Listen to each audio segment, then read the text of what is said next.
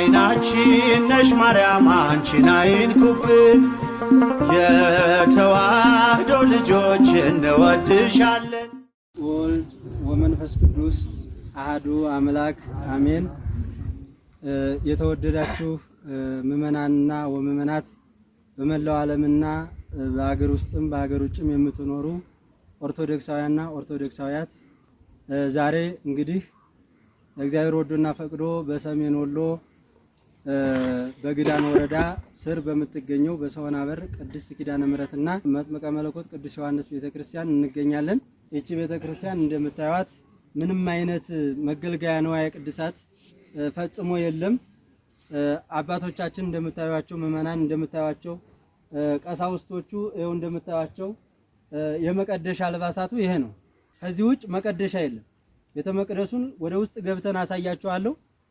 ያለውን የንዋየ ቅድሳት አይነት በጣም የሚያሳዝንና አንጀትን የሚነካ ነው። በእውነት በመላው ዓለምና በሀገር ውስጥ የምትኖሩ ኦርቶዶክሳውያን እናታችን ስለተሰሚዋ ኪዳነ ምሕረት የሰሚነሿ ኪዳነ ምሕረት የሰወና በር ኪዳነ ምሕረት ልክ ከሰሚነሿ ኪዳነ ምሕረት በእውነት በቦታ ልዩነት እንጂ ስለተሰሚዋ የሆነች ይሄው እንግዲህ ሊቃውንቱም እየተወለደ ዲያቆናቱም እየተወለደ ከተማ እየሄደ ማገልገያ መገልገያ አጥተው ደሞዝ የላቸው፣ ንዋየ ቅድሳት የላቸው፣ ዕጣን የለ፣ ዘቢብ የለ፣ ጧፍ የለ፣ ጥላ የለ። ይህን ሁሉ ንዋየ ቅድሳት ተቸግረዋልና በእግዚአብሔር ስም እርዱን ይሏቸዋል። በእግዚአብሔር ስም እርዱን፣ እግዚአብሔር ስም እርዱን። እንደምታዩት አሁን እቺ ቤተክርስቲያን እንግዲህ ህብረተሰቡም ዲያ ነው። የአየር መዛባት እህልም ብዙም ያው በቃ በልግ ቢዘሩት መኸር ቢዘሩት ያው የተወሳሰነ ገበሬው ሊደሰት አልቻለም። ካህኖችም የተወለዱት ካህኖችም በቃ የሚበሉት የሚለብሱት የላቸውም። ሰው ሲሞት ከውጭ የመጣ ካህን ነው የሚፈታው። ስለዚህ እነሱ እየተሰደዱ እየሄዱ ነው። ራብ እያሰደዳቸው ማለት ነው፣ በራብ ምክንያት።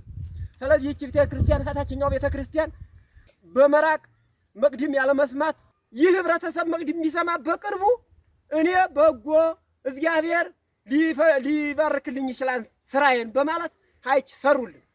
ካሰሩልን በኋላ ግን ቤተክርስቲያኗ በውስጡ ካህን ቀጥራ የካህን ደመወዝ ከፍላ ለመቀደስ ለመወደስ እጥረት አላት። ህብረተሰቡም ዲያ ነው። አየሩም ይኸው ታዩታላችሁ፣ መሬቱም ያረባ ነው። ስለዚህ ከዚህ አንፃር ልትረዱን ይገባን። በውጭ ያላችሁም በውስጥ ያላችሁ ይኸው የምታዩት ግቢም የላትም፣ አጥርም የለም። ህብረተሰቡ እንኳን ቤተክርስቲያን ለመገንባት እንኳን አጥር ለማጠር ለራሱ ኑሮውን ያቃቃተው ነው። በጣም ኑሮ ያቃቃተው ነው።